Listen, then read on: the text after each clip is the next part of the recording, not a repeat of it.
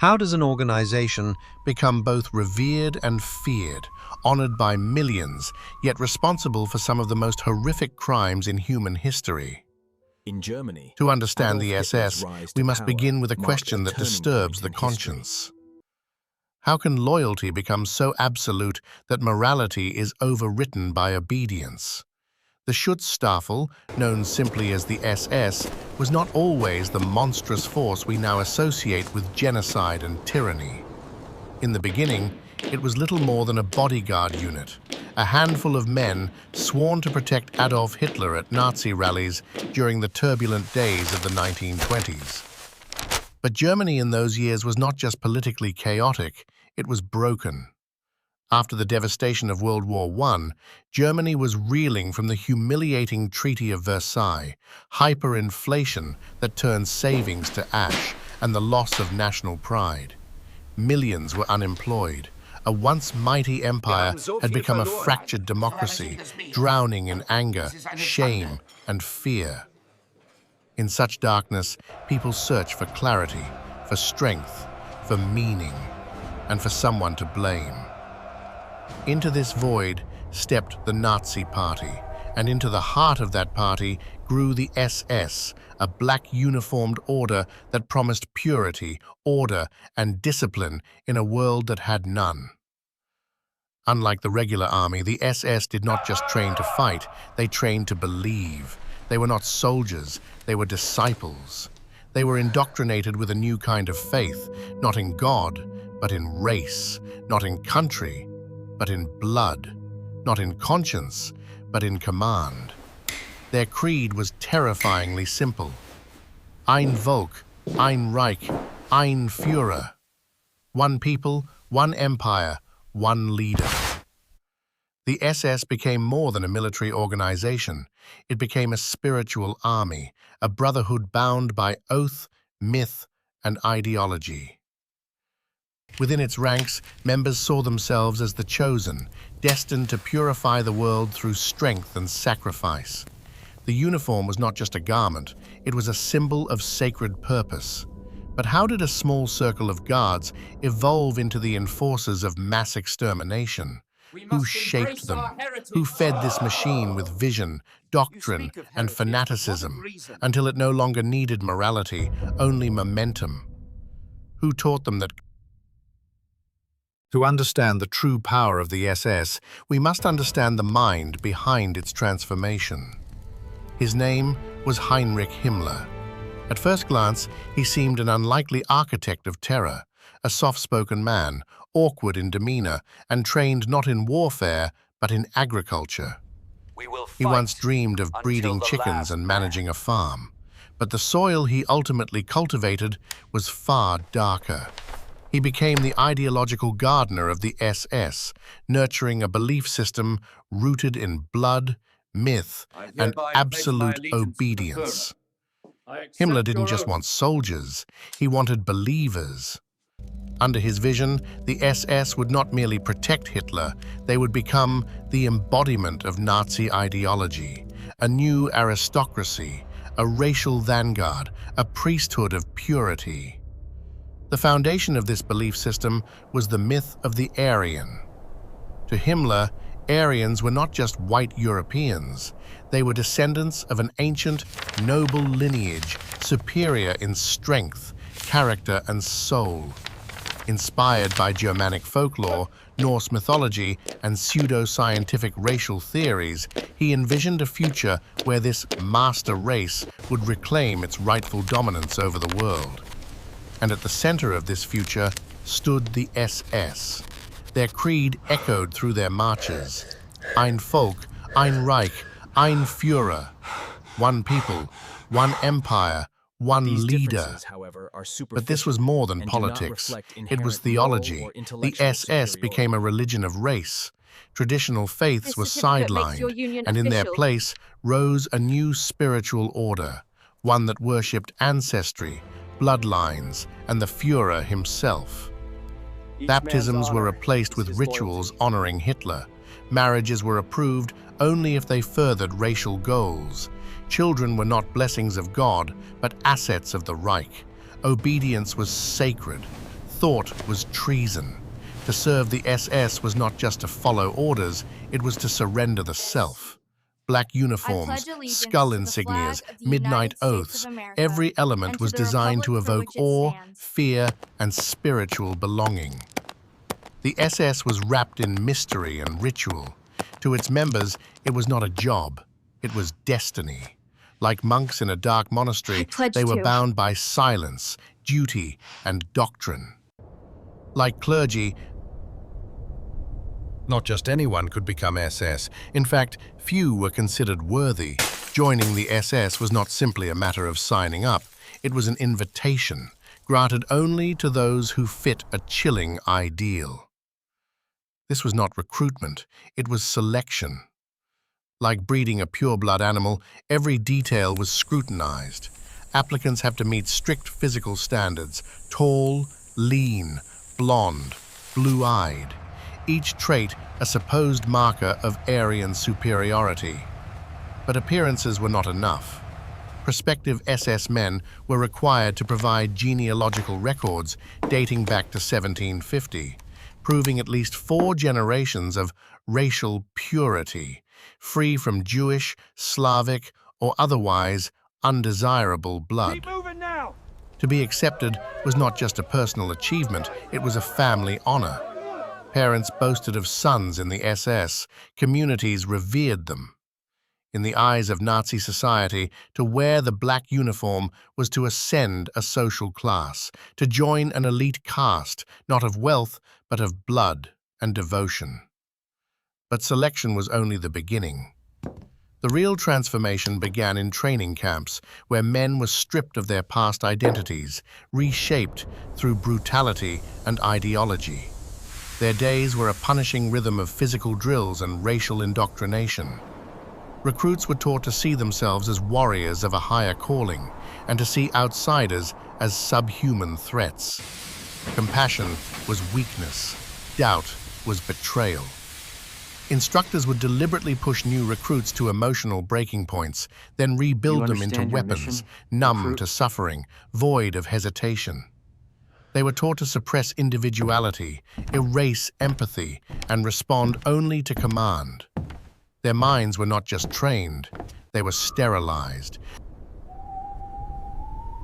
Control extended beyond the barracks. SS men were required to marry before age 26, but not for love. They needed approval from the SS Race and Settlement Office.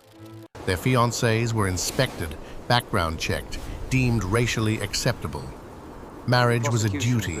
Children were a contribution to the Aryan future. Women were groomed too, indoctrinated into the role of racial mothers, their wombs seen as vessels of ideology. Love was replaced by obligation, intimacy by policy. But the shaping of this machine started even earlier, long before adulthood. German youth were raised on poisoned dreams. In schools, textbooks replaced science with race theory. Teachers praised Aryan traits and vilified Jews. Swastikas lined the walls. History was rewritten. Truth became whatever served the Reich. From a young age, children were taught that Jews were not merely different.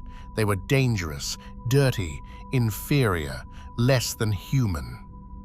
One former SS officer recalled his first lesson as a cadet.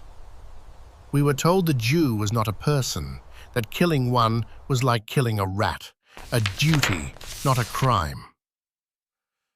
This was not just military preparation, it was moral erasure. By the time a young man marched beneath the SS banner, he had already lost the ability to question. His oath was not just to Hitler, but to an idea, one that justified any action in the name of purity. So what happens when such men, loyal, obedient, unfeeling, are given a simple order, an order to remove the enemy, an order to kill? That moment would come, and when it did, the consequences would be catastrophic. What happens when obedience is more sacred than conscience?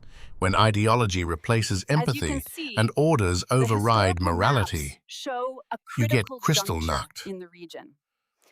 On the night of November 9, 1938, the SS unleashed a storm of orchestrated violence across Nazi Germany. Synagogues burned, Jewish-owned shops were smashed, homes were raided, officially labeled the Night of Broken Glass. It was far more than vandalism. It was the first state-sanctioned pogrom of the Nazi regime. SS men didn't just look the other way. They led the attack. In cities across the Reich, they arrested Jewish citizens by the thousands. Over 100 were killed that night. Firefighters were forbidden to put out blazes in synagogues. The destruction was systematic, cold, and celebratory. It was a dress rehearsal for something far worse. Less than a year later, the SS put their loyalty to the ultimate test, with blood. In 1939, the invasion of Poland would mark the beginning of World War II. But Hitler needed justification. So, the SS staged a fake attack. German operatives, dressed in stolen Polish uniforms, assaulted a German radio station near the border, broadcasting anti-German slogans, then leaving behind corpses of prisoners disguised as Polish saboteurs. It was deception at its darkest. And it worked. The next day, Germany invaded Poland. Behind the regular army came the Einsatzgruppen, mobile killing units formed by the SS. Their mission was not combat, it was cleansing. They followed the front lines like a shadow, rounding up Jews, political dissidents, and so-called undesirables, executing them by the thousands in forests, ravines, and village squares. These were not chaotic massacres. They were methodical executions. Men, women, children. Then came the final solution. Planned by SS leaders at the Wannsee Conference in 1942, this was the blueprint for industrial genocide. The goal? The complete extermination of the Jewish people across Europe. Camps like Auschwitz, Treblinka, and Sobibor became factories of death, run with bureaucratic precision. Trains arrived on schedule. Selections were made on platforms. Those deemed unfit were sent directly to gas chambers. Some even experimented, injecting chemicals into victims' eyes, testing hypothermia on naked bodies, sterilizing women without anesthesia. These atrocities were not secret. They were institutionalized, organized, and justified. SS commanders filed reports. Guards took photographs. It was evil in uniform, and it wore a badge. But their crimes didn't end at the camps. In occupied France, Yugoslavia, the Soviet Union, SS troops executed entire villages. They burned homes, raped women, and shot civilians. These were not wartime errors.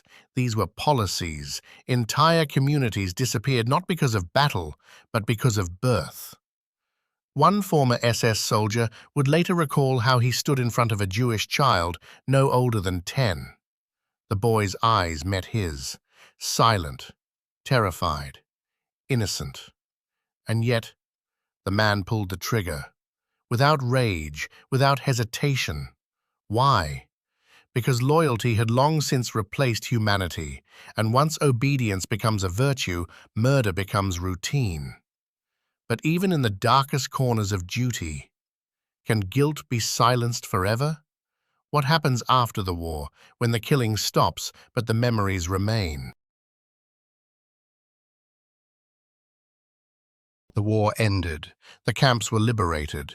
The world began to understand the scale of the horror. But could justice ever match the crime? At the Nuremberg trials, the leaders of the SS were among those brought before the world to answer for genocide. Men like Ernst Kaltenbrunner and Joachim Peiper faced charges of crimes against humanity. Documents were shown. Eyewitnesses testified. Mountains of evidence left no room for doubt. Many were sentenced. Some were hanged. Yet many others slipped through the cracks. Lower-ranking officers disappeared into civilian life. Some escaped to South America. Others reinvented themselves, living quietly under false names in towns across Europe.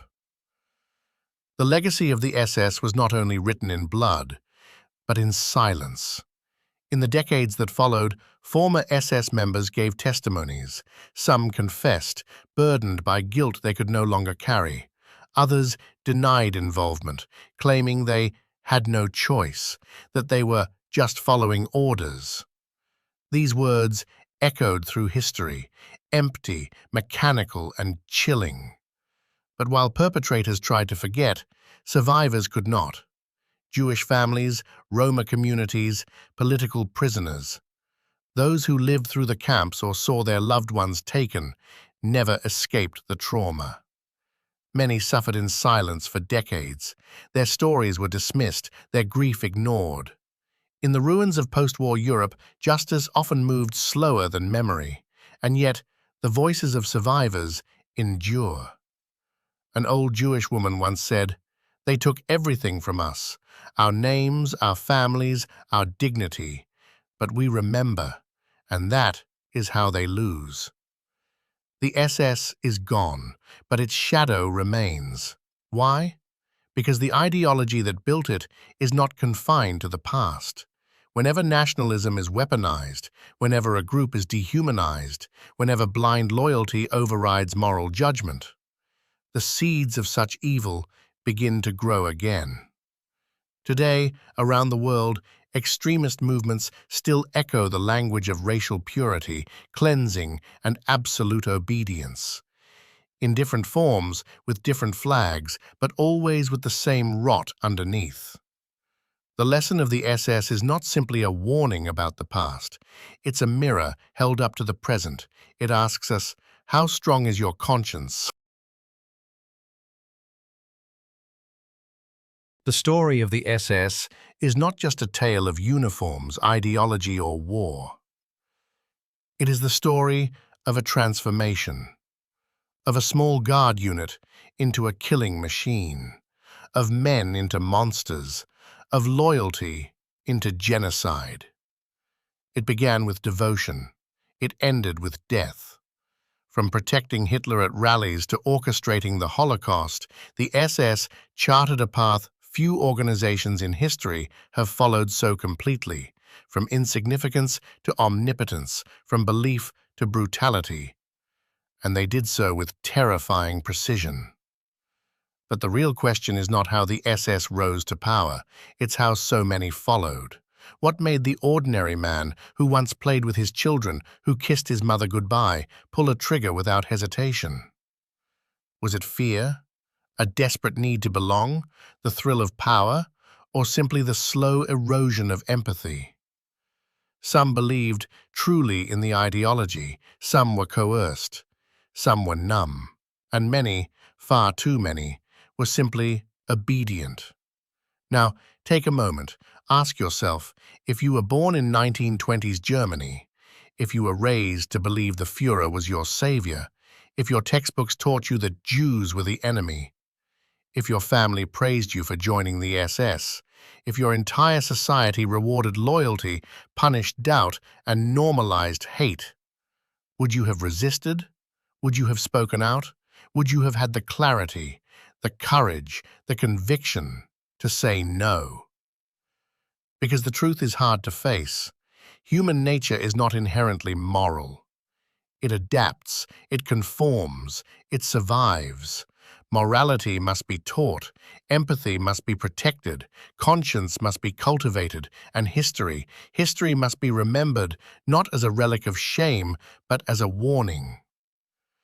In one classroom photo from the 1930s, a group of German schoolchildren sits smiling in their uniforms. They look innocent, hopeful, ordinary. But some of those boys would grow up to guard the gates of Auschwitz. Some would become executioners, not because they were born evil, but because they were taught to obey. And the world watched. So, as we close this chapter, let us not be comforted by the distance of time. Let us not assume we are immune, because history does not